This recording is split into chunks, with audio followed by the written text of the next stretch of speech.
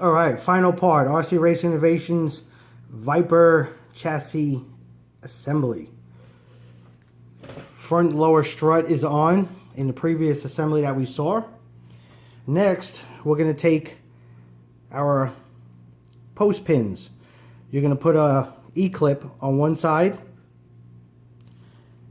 and we're going to slide that through the bottom. Now, here's the part I'm sure a lot are getting a little mixed up on, because it doesn't matter how you do it. The little plastic spacers, I would start off with 2 of them. Put 2 of them down. Once you have 2 of them down, then what you do is you take another pin, put an E-clip on one side. Here's your steering block. On the inner side, which is like that, is where I push it through. Now you can flip it around, it doesn't matter. Depends on what turnbuckles you use. So basically, I have it through there, and then you put 2 or more, whatever it takes. You use shims, whatever it takes to get your wheel to be exactly shimmed before you put that clip on. It doesn't matter. No exact science on that. Any way you want to do it.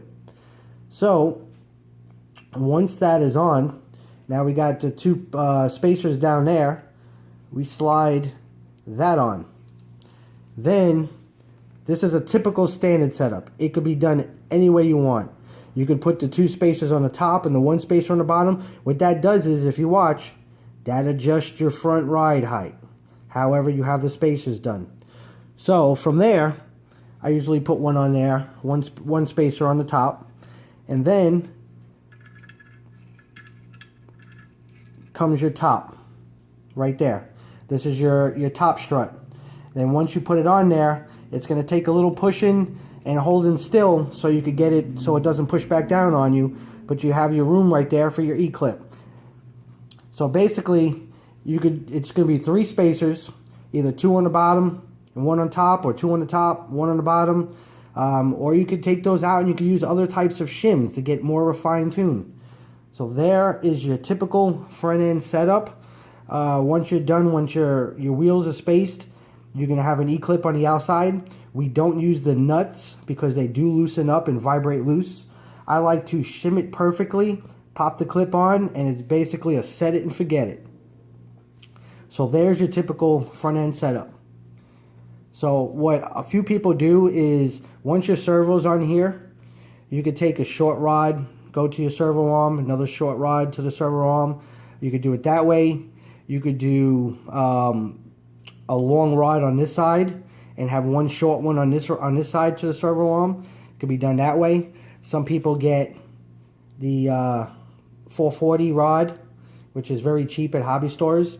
Basically bend it over to a 90 degrees, drill out the hole a little bit in there, pop it in. I mean, there's a lot of ways you could do it. There is no exact way. Everybody's is different. Sometimes you just measure off what you want to do a search online, look at different tie rods that you like to use. My personal preference, I like to use the titanium ones. They're very lightweight, and they come in a lot of different sizes. So there's your front end.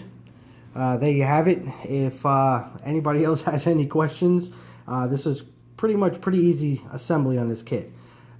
We did have some questions on the front end, but there you have it, guys. Hopefully that helped you. And this is the last video on the assembly of the Viper kits. And one last note. In the front here is your body post. In the back corners is your body post mounts. We don't send the kits with body posts because there are different types of bodies. There are different height needs for the different bodies.